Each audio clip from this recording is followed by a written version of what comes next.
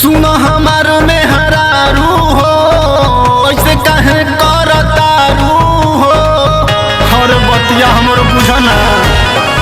सुनो हमार में हरारू हो ऐसे कहे करतारू हो नई हर में बोला कमन खेल ले उ खेल तो सुन जाए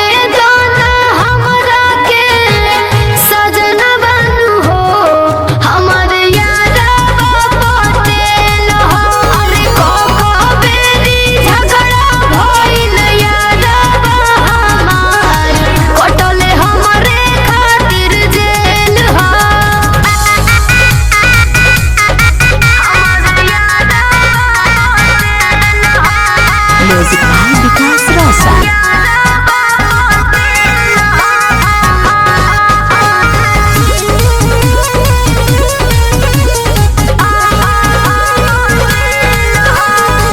रहे जब ऐसन तो काहे ना बतैलू काहे के शादी क के हमरा तरैलू।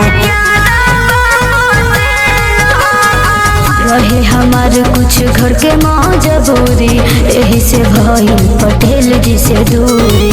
यही सब चक्कर में हम ना परब झमेल।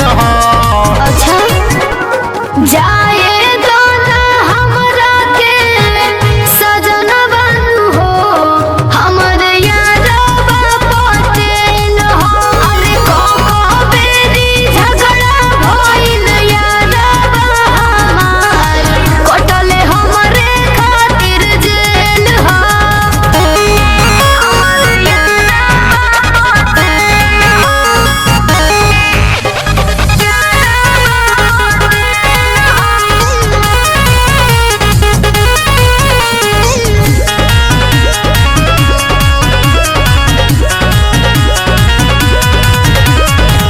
हंसत खेलत जिंदगी कैलू तबाह हो झूठो के कैलू तू हमसे बियाह हो। सॉरी सैया हमार जोगिंदर दिलवा के भीतर बड़े रविंदर।